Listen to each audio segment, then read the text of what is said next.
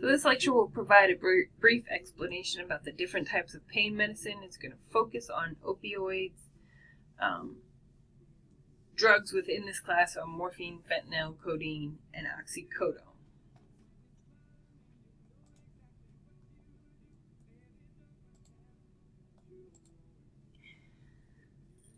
The technical definition of an opioid is any natural or synthetic drug that acts similar to morphine.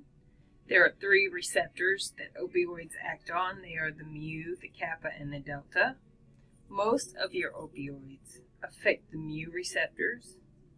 And again, opioids are classified either as agonists or antagonists. Morphine is the representative drug when looking at opioids. Everything wants to be morphine. That is the number one. We do have others, and people always ask for Dilaudid or people always ask for fentanyl, but what they don't realize is morphine is actually more potent than those other ones. But they came after morphine, but had the same effects almost, except for a few of the adverse effects. So its mechanism of action, it serves as a modulator of pain perception by mimicking the actions of androgenous opioid peptides. So basically, it blocks the pain perception. Its pharmacological effects, it will make you sleepy. It will make you euphoric. You may have some respiratory suppression, some cough suppression, and suppression of motility. So that's that, you get constipated thing. Typically, it's used only to relieve pain, especially morphine. Codeine, which is in there, may be used to suppress cough. More than anything nowadays, that's what codeine is used for. A smaller dose than what you would get for pain, but typically morphine is used for pain relief. Your adverse effects, you're going to have respiratory depression, constipation, orthostatic hypotension, urinary retention, and sedation.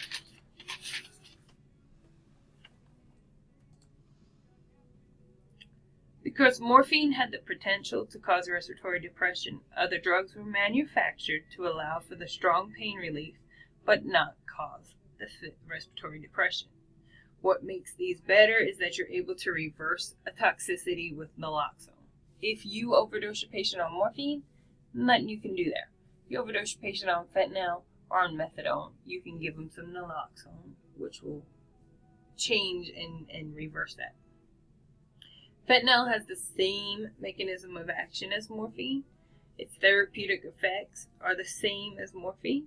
The difference is that fentanyl has a different way has many different ways that it can be given.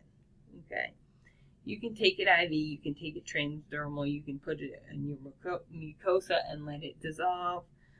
You can use a fentanyl lollipop, you can put it on a stick and use it. You can do oral. There's all different ways. Methadone is very similar to morphine, and it is very effective orally and has a long duration.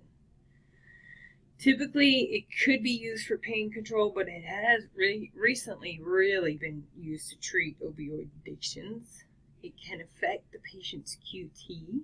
So if you go back to pathophysiology and remember the heart, and the QT is the resting cycle. So if you prolong the QT, if you prolong that resting cycle, you got a little problem. You can have a fatal dysrhythmia. Methadone can only be given orally, IM, or sub-Q. The moderate opioids act similarly to morphine. They don't work on pain as well as the strong opioids, but they do cause less respiratory distress and less chance of addiction. Okay, so these are the ones that we're going to start out with first. You don't usually start out with codeine because that has become kind of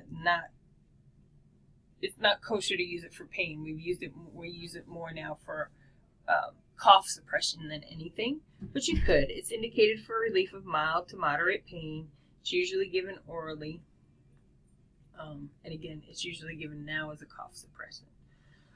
Typically, we like to use oxycodone, which has the same mechanism of action as morphine. It's just less, okay? Used for pain. You give it orally. It's usually available in combination with with some sort of acetaminophen or ibuprofen, because putting them together gives you better benefits, better pain control than just taking it by itself. And then hydrocodone. And whether you use hydrocodone or oxycodone first, it really, at this point, it's up to provider kind of which ones they like better. Hydrocodone is the most widely prescribed, usually is only available in combination. You cannot get anything hydrocodone by itself. It has to be in combination with acetaminophen. The opioid antagonists block the effects of opioid agonists, and typically they're used to treat the opioid overdose. So naloxone, you've also heard it known as Narcan. I'm sure you've seen it in the papers, seen it on the news, all about should we have everybody able to carry Narcan, what's going on. But this is what is used to block the effects or to reverse the effects of an overdose. Pharmacological effects, it has no effect if there is no opiate present, which is why it has become hey, let's let anybody have it. Because if you go and you get Narcan and you take it, but you don't have any opioid on board, it's not going to do anything to you. It has to kind of have that knockdown, drag out fight with the opioid in order for it to be effective. If an opioid is present, it will reverse analgesia, sedation, euphoria, and respiratory depression. So basically, it will reverse everything that you've given the opioid for. It will reverse, which also means that if it's reversing all those other things, it's reversing pain control. So now your patient's in pain again if that's what you were originally giving them for and you gave them too much. Can be administered IM, IV, or sub-Q. Be aware that when given, all pain relief is blocked until that naloxone is gone. So again, we talked in class about half-life and knowing what the half-life is. So until you get rid of all that naloxone, all that Narcan, they're not going to have pain relief. The non-opioid centrally acting analgesics relieve pain by mechanisms largely or completely unrelated to the opioid receptors. One of the most common is tramadol. It relieves pain through weak agonist activity by blocking uptake of norepinephrine and serotonin. It's less effective than morphine. It does work. It's not as addictive. It does have serious side effects. They're rare. You may have some sedation. You may have some dizziness, some constipation. As a nurse, you'll be working with these medications. Sorry.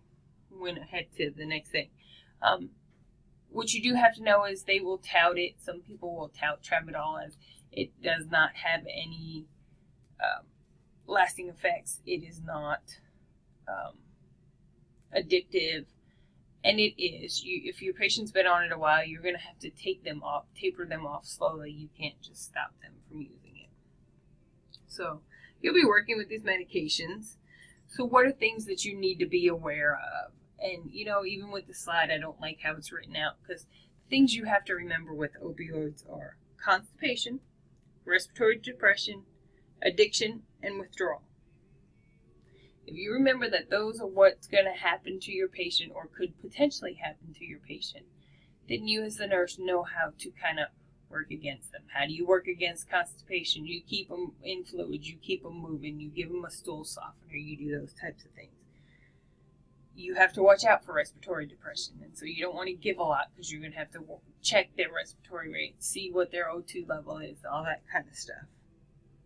Addiction and withdrawal. You're going to have to watch out for those. You're going to have to counsel your patients about those.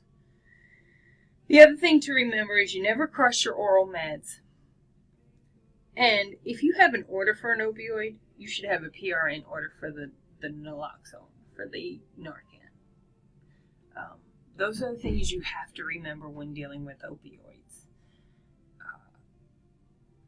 And in class, we'll talk about opioid novice versus old and starting out with the very smallest dose possible and moving up as you go to an effective dose.